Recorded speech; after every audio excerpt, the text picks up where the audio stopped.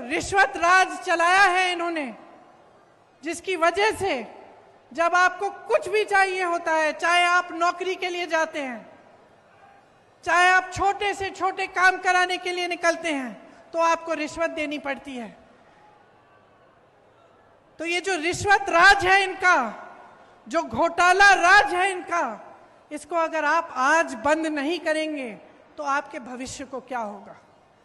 ये सवाल आप अपने आप से पूछिए।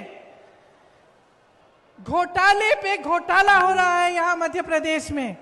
राशन का घोटाला, स्कॉलरशिप का घोटाला, व्यापम घोटाला, शिक्षक पात्रा भर्ती घोटाला, पुलिस भर्ती का घोटाला, खनन घोटाला, कोरोना घोटाला, बिजली विभाग का घोटाला, ई टेंडर का घोटाला, टीवी सेट वितरण का घोटाला।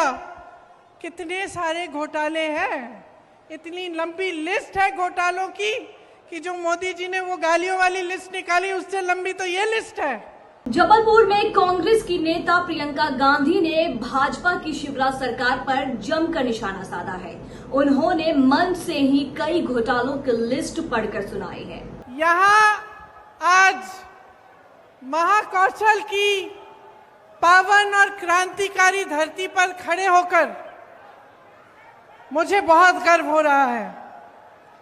इस धरती ने क्रांति दूत शंकर शाह जी और रघुनाथ शाह जी जैसे महापुरुष इस देश को दिए। आदि विद्रोही टांट्या भील जी जैसे क्रांतिकारी पैदा किया। इस धरती ने पंडित द्वारका प्रसाद मिश्र जी, सेठ गोविंद दास जी जैसे महापुरुष हमें दिए। इस धरती को, जैसे आपने कहा, संस्कार धानी कहा जाता है। यहाँ ऐसी महिलाएं पैदा हुई जो सत्य के लिए लड़ी, क्रांतिकारी थीं और जिन्होंने इस धरती को और भी गर्वित किया। रानी दुर्गावती जी, रानी अहिल्याबाई, अवंतीबाई लोधी जी, ये उन्हीं की धरती है। आज मेरी बहनें इतनी बड़ी तादाद में यहाँ आई हैं, तो हम सब उनका आशीर्वाद मांगते हैं। और इस धरती ने देश भर में आदिवासी संस्कृति का झंडा बुलंद किया। इसीलिए आज यहाँ खड़े होकर हम आराध्य बड़ा देव जी को प्रणाम करते हैं और उनका भी आशीर्वाद मांगते हैं। देखिए, मध्य प्रदेश सिर्फ भारत का केंद्र नहीं है, भारत का दिल है, भारत की जान है। ये जो संस्कार धानी धरती है आपकी कहलाती जाती है, इसने साहित्य, संस्कृति और हमारी सभ्यता, हमारे संस्कार, इसने हमारे देश को दिए हैं। इन्हीं संस्कारों के आधार पर हमारा संविधान बना और ये जो आधुनिक भारत है, इन्हीं संस्कारों के आधार पर आगे बढ़ा। आज जब मैं नर्मदा पूजन करने गई तो मैं सोच रही थी कि यहाँ इस नर्मदा मैया से, इस धरती से सदियों से, शायद हजारों सालों से करोड़ों लोगों की आस्था जुड़ी हुई है। और क्या है ये आस्था जो हम सबको यहाँ लाती है? हम सब नर्मदा पूजन करते हैं, हमारे दिलों में वही भावना होती है जो भावना सदियों पहले उन लोगों में होती, उनके दिलों में होती होगी जो यहीं पर आके नर्मदा पूजन करते थे।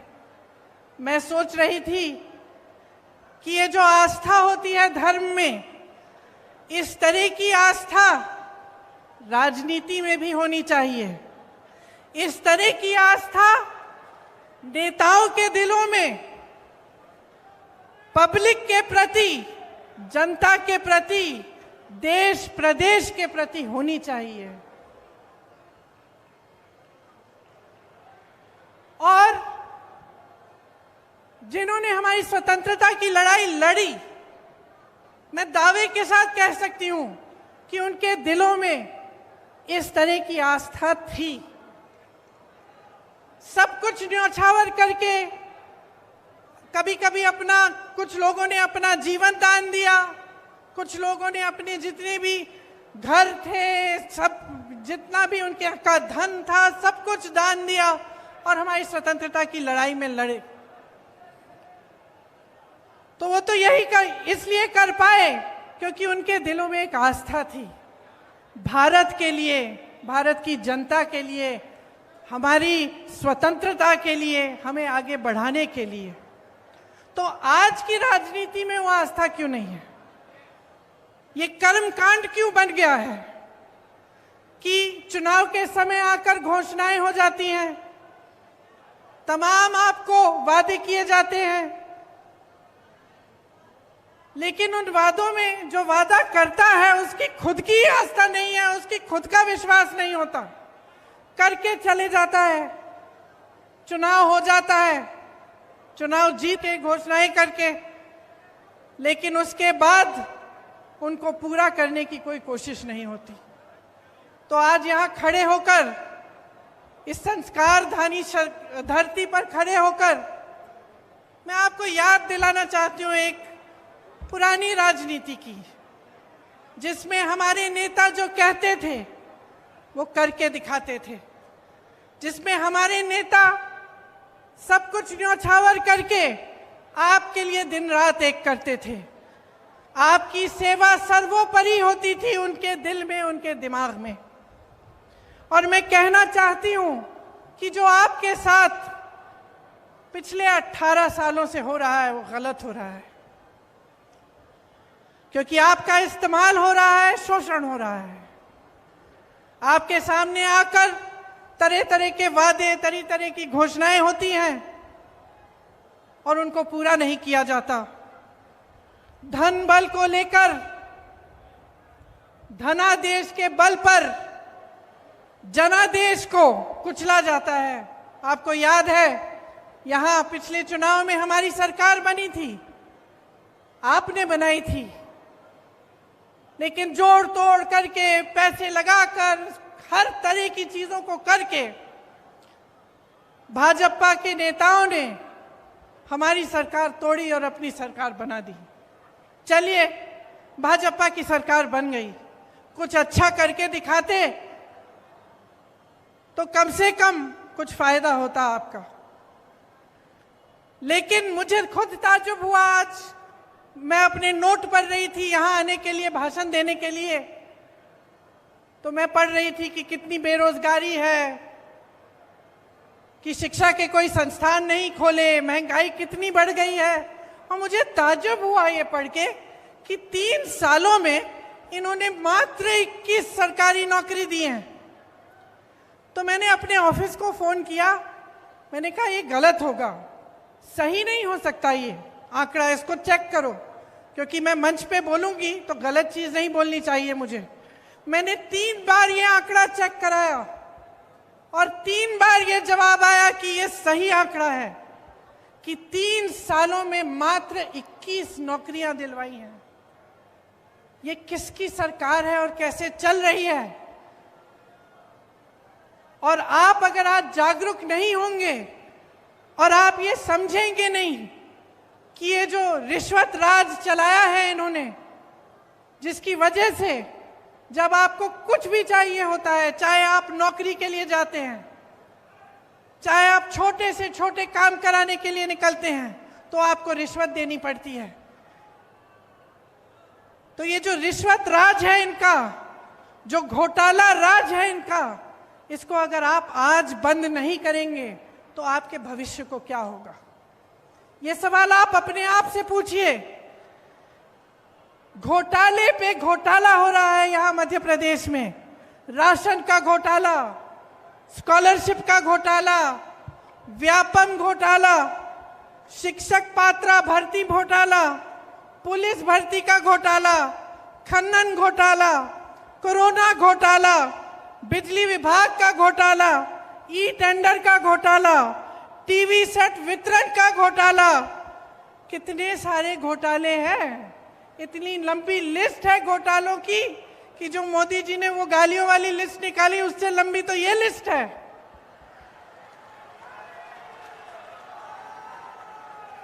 इन्होंने नर्मदा मैया को नहीं छोड़ा, खनन करा रहे हैं वहां, महाकाल के कॉरिडोर को नहीं छोड़ा। एक पुजारी जी है महाकाल के, मेरा उनसे संपर्क है, उन्होंने मुझे वीडियो भेजा कि तेज हवा चल रही है और जितनी इमारतें इन्होंने बनाई हैं सारी गिर रही हैं, क्योंकि उसमें भी घोटाला किया, उसमें भी किसी ने पैसे खाए हैं। तो कहां रुकेंगे ये लोग? और जो आपकी संस्कृति है, जो यहाँ के संस्कार हैं, उनका आप याद कब दिलाएंगे नेताओं को? ये मैं आपसे पूछना चाहती हूँ। 220 महीनों के शासन में 225 घोटाले किए हैं इन्होंने। तकरीबन हर महीने एक नया घोटाला कर रहे हैं। इससे आपके जीवन पर क्या असर पड़ता है, कभी आपने सोचा है? हम सब कहते हैं, टीवी पे देख लेते हैं कि चलो घोटाला हो रहा है, कोई पैसे कमा रहा है, कहीं पे कोई नेता अपना बड़ा बड़ा महल बना रहा है, तो हम ये भी सोच सकते हैं भाई हमारा क्या, वो कमा रहा है, ठीक है कमा रहा है। लेकिन इसका बहुत बड़ा असर आप पे पड़ता है। जो भ्रष्टाचार होता है, इसका सबसे बड़ा असर पब्लिक पर ही पड़ता है, क्योंकि जहां पे सरकार का ध्यान होना चाहिए, मंत्रियों का ध्यान होना चाहिए, वहां से ध्यान हटता है। सिर्फ जब लूट और सत्ता में ध्यान रहता है तो पब्लिक का ध्यान नहीं रहता। जहां विकास के कार्य करने पड़ते हैं, पैसे उनमें डलने चाहिए, पूंजी उसमें डलनी चाहिए, वो नहीं डलती। जब अपने लिए पैसे लूटने में पड़ जाते हैं नेता, तो पब्लिक पीछे छूट जाती है, आपकी जरूरतें पीछे छूट जाती हैं, और जो कार्य होने चाहिए आपके लिए वो नहीं होते। 18 सालों से ये सत्ता में है, तो आप सोचिए, जब इतने सालों से कोई सत्ता में रहता है तो एक आलस सा हो जाता है। वो सोचता है कि वो कभी सत्ता छोड़ने वाला नहीं है, कि वो निकलेगा नहीं सत्ता से, और ये इनके व्यवहार में स्पष्ट दिखने लगा है। जैसे कुछ दिनों पहले यहाँ आकर उन्होंने एक महिलाओं के लिए एक अनाउंसमेंट की, तो इसलिए की क्योंकि 6 महीने में चुनाव आ रहा है। भाई तुम्हारी 5 साल से सरकार थी, 3 साल से तुम चले आ रहे हो, सरकार चला रहे हो, तो तुमने ये घोषणा पहले क्यों नहीं की? इस समय करने की क्या जरूरत है? तो ये इनका व्यवहार दिखा रहा है हमें कि ये सब कर्मकांड है। इनके दिलों में आपके लिए कोई आस्था नहीं है, कोई विश्वास नहीं है अपनी ही बातों पर। यहां आकर घोषणाएं करते हैं, उन्हें पूरा नहीं करते। बड़ी बड़ी बातें होती हैं, डबल इंजन, ट्रिपल इंजन की बातें होती हैं। बहुत देख लिया हमने डबल इंजन और ट्रिपल इंजन की सरकारें। हिमाचल में भी ये कहते थे, कर्नाटका में भी ये कहते थे, और जनता ने दिखा दिया इनको कि ये डबल इंजन की बातें बंद करो, ये दिखाओ, नहीं तो आपको हम निकाल देंगे। तो आज आपके प्रदेश में कमर तोड़ महंगाई है। मैं जानती हूं, मेरी बहनें यहाँ बैठी हैं, कितना संघर्ष करती हैं आप। मैं जानती हूं कि सुबह से शाम तक आप काम करती हैं, और मेरे भाइयों बुरा मत मानना, लेकिन मैं महिलाओं में कहूंगी कि महिलाएं थोड़ा आपसे ज्यादा काम करती हैं, क्योंकि आप खेती में काम करते हैं या मजदूरी करते हैं तो घर आके आप आराम से, महिलाएं बाहर जाती हैं, काम करती हैं, मजदूरी करती हैं, या कोई नौकरी करती हैं, या ऑफिस में ही बेशक काम करती हैं, तो घर आके भी काम करती हैं। और जब तक घर का काम खत्म नहीं होता, जब तक सब सही सलामत नहीं होते, सबने खाना नहीं खाया होता, तब तक सोती नहीं है। इसीलिए मेरे दिल में एक खास जगह है अपनी बहनों के लिए। और मैं जानती हूं कि महंगाई का बोझ सबसे ज्यादा आप उठा रही हैं, गैस सिलेंडर को तो इतना महंगा कर लिया है कि खरीद नहीं पाते, भरवा नहीं पाते। आप सब्जी खरीदने के लिए दुकान जाती हैं तो आधी चीजें आप बगैर खरीदे ही वापस आ जाती हैं। और महंगाई की मार सिर्फ महिलाओं को नहीं लेकिन सबको है। किसानों को देखिए, पेट्रोल डीजल के दाम इतने बढ़ गए हैं, जो भी इस्तेमाल करना पड़ता है, चाहे खाद हो चाहे कुछ भी हो, सब महंगा पड़ गया है। बहुत ज्यादा महंगाई हो गई है। आपके प्रदेश में भयंकर बेरोजगारी है। जैसे मैंने कहा, शर्म की बात है कि एक सरकार 3 सालों में मात्र 21 सरकारी नौकरी दे रही है। तमाम पद खाली पड़े हुए हैं। हमारे नौजवान भाई बहन मेहनत करते हैं, पढ़ाई करते हैं भर्ती के इम्तिहानों के लिए, कुछ ना कुछ हो जाता है, घोटाला हो जाता है, कुछ ना कुछ लीक हो जाता है पेपर, कोई गड़बड़ हो जाती है। जितने पैसे उनके माँ बाप ने खर्चे उनके फीस पे, सब बर्बाद हो जाते हैं। जितने महीने उन्होंने पढ़ाई की वो सब बर्बाद हो जाते हैं। पेपर देते हैं, पेपर का कोई नतीजा नहीं निकलता, कोई नौकरी नहीं मिलती, पद खाली पड़े हैं, नौजवान खाली पड़े हैं, लेकिन सरकार कुछ कर नहीं रही है।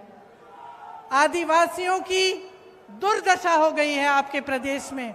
आपको याद होगा कि इंदिरा जी कितना काम करती थी आदिवासियों के लिए, पिछड़े वर्गों के लिए, और आज आपकी दुर्दशा है। अत्याचार बढ़ रहे हैं, चाहे बुजुर्गों पे, चाहे बच्चों पे, चाहे आदिवासियों पे, चाहे दलितों पे। तो तमाम जो जितने भी आंकड़े हैं, जो सब कुछ दिखा रहा है आपको, जो आप अपने अनुभव से आप देख रहे हैं अपने जीवन में, वो कुछ कह रहा है। और मीडिया, इश्तिहार, बड़े बड़े पोस्टर, बड़ी बड़ी होर्डिंग कुछ और कह रहे हैं। मुझे एक कहानी याद आई। एक किसान था, बहुत मेहनत करता था बेचारा, कड़ी धूप में जाकर खेती करता था। लेकिन उसकी एक आदत थी, सुबह निकलने से पहले छोटा सा पुराना टीवी था उसका, टीवी में वो खबर देख लेता था। तो एक दिन बड़ी धूप थी, खबर में आया कि बारिश आने वाली है। तो उसने कहा चलो आज सिंचाई नहीं करेंगे, आज तो खूब बारिश आएगी। निकला काम के लिए, पूरे दिन धूप रही, बारिश नहीं आई।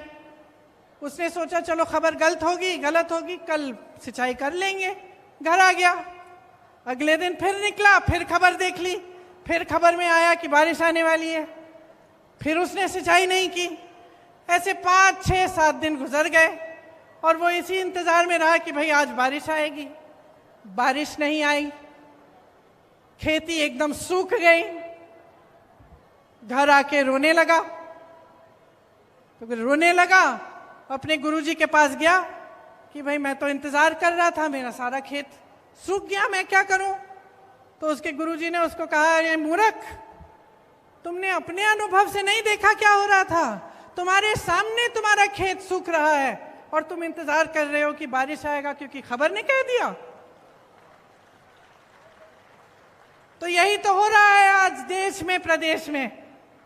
महंगाई बढ़ गई, बेरोजगारी बढ़ गई, अत्याचार बढ़ रहे हैं, आपस में फूट बढ़ रहा है, और आपको बताया जा रहा है कि कोई सुनहरा दौर चल रहा है। आप गैस का सिलेंडर खरीद नहीं सकते, आपके बच्चों को नौकरी नहीं मिल रही है, शिक्षा का एक नया संस्थान नहीं बनाया गया, सड़कें आपकी पुरानी पड़ी हुई हैं, कोई व्यवस्था नहीं है, खाद की व्यवस्था नहीं है, पानी की व्यवस्था नहीं है, लेकिन आपको बताया जा रहा है कि बारिश आने वाली है। आपको बताया जा रहा है कि सुनहरा दौर है। मोदी जी G20 कर रहे हैं, हमें बहुत गर्व होना चाहिए अपने देश पे। लेकिन आपके सामने, आपकी आंखों के सामने क्या हो रहा है, उसके प्रति आप जागरूक कब होंगे? आप कब देखेंगे कि इन 3 सालों में इस भाजपा की सरकार ने आपके लिए क्या किया? यहाँ पे जितने भी नौजवान हैं, हाथ उठा के मुझे बताओ कितनों को नौकरी मिली है। अगर उन 21 बच्चों में से एक है तो हाथ उठा लो भाई, उठाओ। नहीं मिली, नहीं मिली नौकरी किसी को। आप एक जना हाथ उठा के बता दें मुझे कि क्या आपका जीवन सुधरा है? 3 सालों में तरक्की हुई है आपकी? आप ये मुझे बता दीजिए कि महंगाई बढ़ी है कि घटी है? बढ़ी है ना। किसान इस देश की रीढ़ की हड्डी है। ये देश किसानों ने बनाया है। ये जितने भी जवान यहाँ खड़े होते हैं, जो हमारी सरहद पे खड़े होकर हमारी रक्षा करते हैं, किसान के बेटे हैं। किसान के लिए सरकार ने कुछ नहीं किया। फसल का दाम नहीं मिलता, गेहूं, धान, सोयाबीन, सब्जियों का दाम नहीं मिलता। 4,000 करोड़ का घोटाला तो इन्होंने अपने ओलावृष्टि के फसलों में, जब फसल बर्बाद हुई थी तो जो आपको मुआवजा मिलना था उसमें इन्होंने 4,000 करोड़ का घोटाला कर डाला। किसान को मुआवजा नहीं मिला, इन्होंने फर्जी मुआवजे बांट दिए। तो देखिए, चाहे किसान हो, चाहे मेरी आदिवासी बहन भाई हो, जिनके खिलाफ अत्याचार बढ़ रहा है, जिनको कोंदो, कुटकी और अन्य उपज का दाम नहीं मिलता, जिनको वन अधिकार नहीं मिलता, चाहे मेरी बहनें हो, चाहे प्रदेश के नौजवान हो, किसी के लिए कुछ नहीं हो रहा है। ये सरकार चली है तो घोटालों के लिए चली है, भ्रष्टाचार करने के लिए चली है। और जैसे हमने भाजपा के नेताओं को पूरे देश भर में देखा है, सत्ता के लिए कुछ भी कर डालेंगे। मुझे अफसोस है कि मध्य प्रदेश के हमारे भी कुछ ऐसे नेता थे जो सत्ता की वजह से छोड़ के चले गए, अपनी विचारधारा भूल गए। तो अब देखिए, आपके प्रदेश के मुख्यमंत्री घोषणावीर जी हैं। 18 सालों में इन्होंने 22,000 घोषणाएं की। अगर 22,000 नौकरियां ही दिलवा देते तो कुछ फायदा होता है इनका, लेकिन इन्होंने कुछ नहीं किया। जितनी घोषणाएं की उनमें से 1% शायद पूरी होंगी। तो सच्चाई आपके सामने है। ये जबलपुर शहर है, आप सब जानते हैं, देश प्रदेश चलाने के लिए देखिए एक विजन चाहिए होता है, एक नजरिया होना चाहिए, एक इच्छा होनी चाहिए निर्माण करवाने की। इस शहर में जितने काम कराए गए थे, जो कांग्रेस की सरकारों ने कराए, वो एक नजरिए के साथ कराए, आपके विकास को लाने के लिए। जवाहरलाल नेहरू जी, उन्होंने देश में IIT जैसे बड़े संस्थान बनाए। इंदिरा जी ने हरित क्रांति कराई। राजीव जी ने आधुनिक भारत के लिए काम किया। मनमोहन सिंह जी ने बहुत काम किया भारत को आगे बढ़ाने के लिए।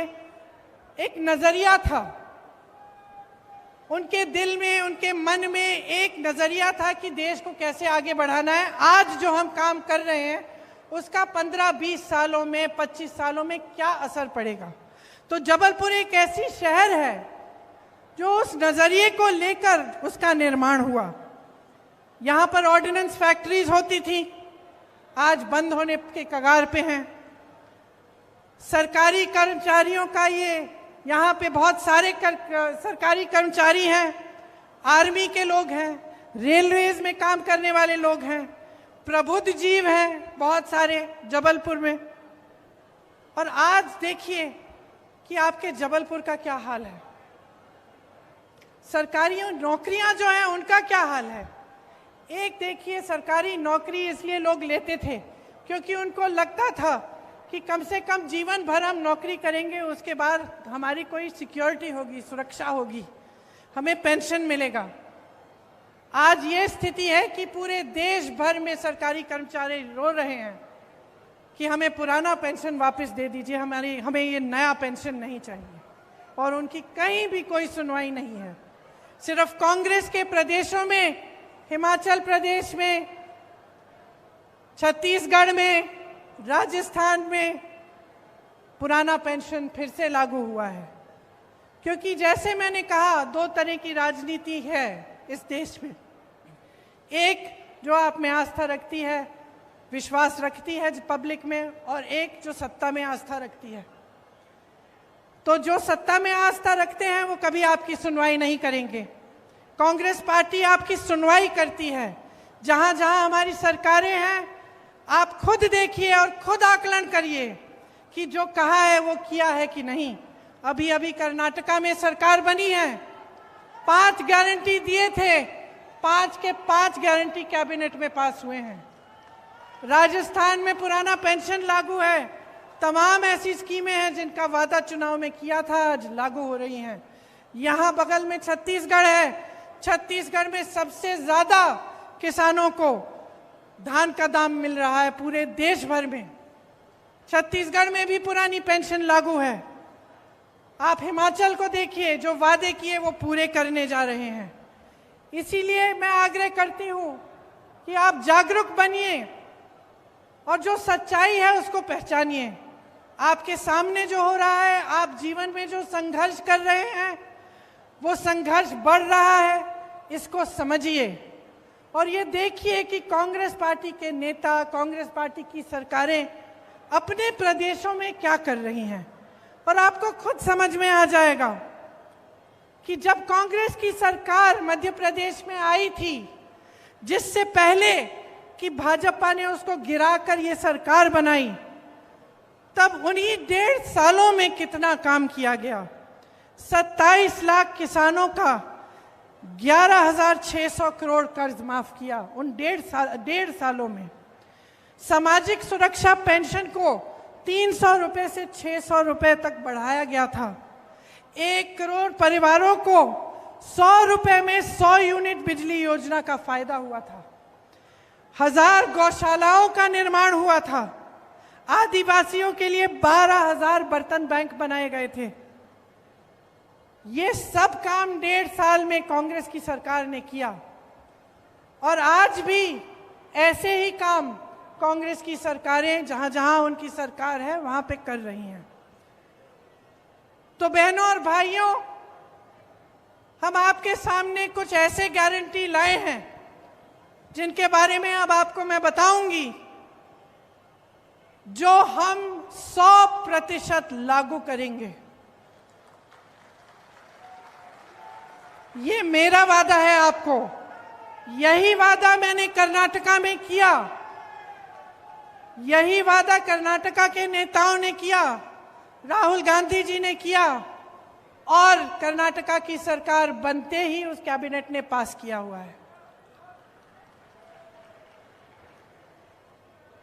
हर महीने महिलाओं को 1500 रुपए प्रति माह दिलवाया जाएगा। गैस का सिलेंडर 1000 रुपए का नहीं, 500 रुपए का आपको मिलेगा। आपके लिए 100 यूनिट बिजली माफ होंगे, सबके लिए। 200 यूनिट बिजली बिल की हाफ होगी, मतलब आधी। हम मध्य प्रदेश में भी पुराना पेंशन लागू करेंगे। आपका दर्द हम समझते हैं, कर्मचारियों का दर्द हम समझते हैं। आप देखिए इन्होंने क्या नहीं किया। आर्मी में भी इन्होंने 4 साल का वो कर दिया है, कर्मचारियों का पेंशन कटवा दिया है। तो हम कह रहे हैं कि सरकारी कर्मचारी सारे सुन लें, पुरानी पेंशन लागू होगी। जो किसान कर्ज माफ करने का काम हमने शुरू किया था उसको पूरा करेंगे और जो बचे हुए किसान हैं उनका ऋण माफ किया जाएगा। ये हमारी गारंटी है। और देखिए, दिल से मैं कह रही हूं कि बहुत साल हो गए, केंद्र में 9 साल हो रहे हैं, आपके प्रदेश में 18 साल हो रहे हैं। ये राजनीति बहुत आगे बढ़ चुकी है जो आपको नकार रही है, आपकी जरूरतों को नकार रही है। हर बार आपके जज्बातों को उभारा जाता है, इधर उधर की बातें की जाती हैं। कमलनाथ जी ने कहा हम भारतीय हैं, हम सबके लिए धर्म से बड़ा कुछ नहीं है, हमारी आस्था से बड़ा कुछ नहीं है, चाहे हम किसी भी धर्म के हो। हम उसे दिल में मानते हैं, वो हमारे लिए सर्वोपरि है। लेकिन उसका मतलब ये नहीं है कि पब्लिक को बहकाया जाए, कि पब्लिक के जज्बातों को उभार कर वोट मांगा जाए। उसका मतलब नहीं है।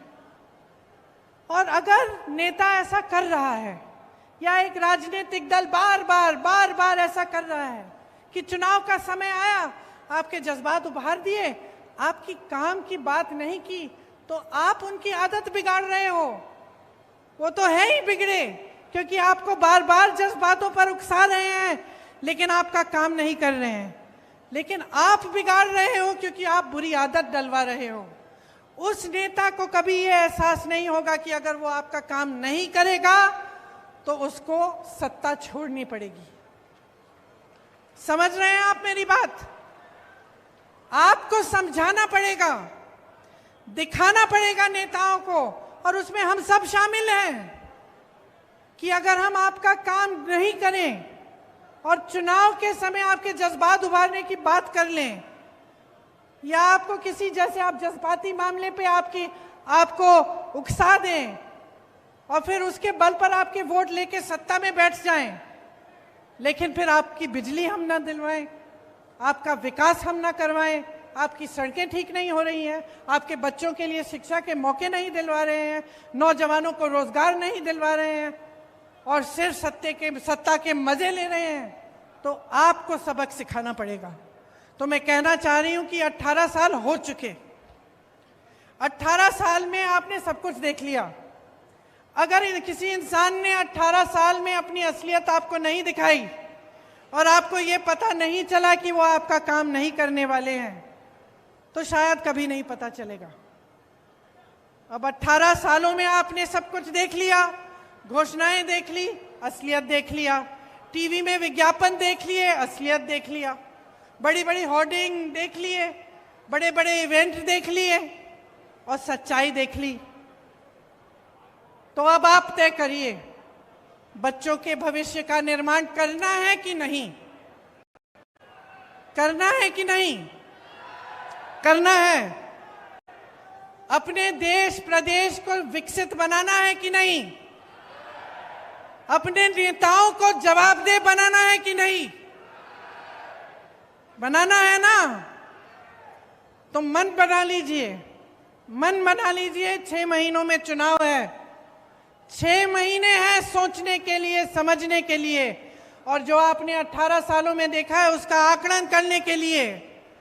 6 महीने हैं ये समझने के लिए, देखने के लिए कि कांग्रेस की सरकारें क्या कर रही हैं अपने प्रदेशों में। जागरूक बनकर देखिए, समझिए, सुनिए और अपना वोट अपने पक्ष में डालिए। एक ऐसी राजनीति को बनाइए अपने देश में, अपने प्रदेश में, जो आपके प्रति जवाबदेह बने।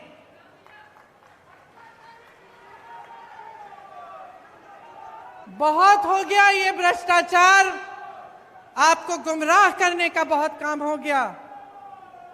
आप नेताओं को मजबूर करिए कि जब इस मंच पे खड़े होते हैं तो आपके सामने सच बोले, नहीं तो आप उनको सत्ता से निकाल देंगे। यही आग्रह है मेरा आपसे। और खामखा चुनाव की वजह से मैं यहां खड़े होकर किसी की आलोचना करने नहीं आई हूं। मैं सिर्फ आपको जागरूक करने आई हूं। मैं आपसे वोट मांगने नहीं आई हूं, मैं आपसे जागरूकता मांगने आई हूं। क्योंकि मैं जानती हूं कि कितने संघर्ष के साथ, कितनी मुसीबतों का सामना करके कितनी मुश्किल से निर्माण होता है। किसी चीज को बनाने में क्या नहीं लगता, खून पसीना लगता है। मेरे परिवार के सदस्यों ने खून दिया है इस देश को बनाने के लिए। तो मैं जानती हूं कि निर्माण में कितना संघर्ष है, और मैं जानती हूं कि सत्ता को भोगना कितना आसान है। मुझे दिखता है कि क्या हो रहा है, और मैं चाहती हूं कि जो मुझे दिख रहा है वो आपको भी दिखे, सच्चाई दिखे, और सच्चाई के आधार पर, अपने भविष्य के आधार पर, अपने देश और अपनी देश के प्रति आस्था और भक्ति के आधार पर आप अपना वोट डालें। इसलिए आज हमारे प्रचार का, शायद हमारी प्रचार का शुरुआत है। मैं बहुत सौभाग्य की बात मानती हूं कि ये शुरुआत नर्मदा मैया के तट पर हुआ।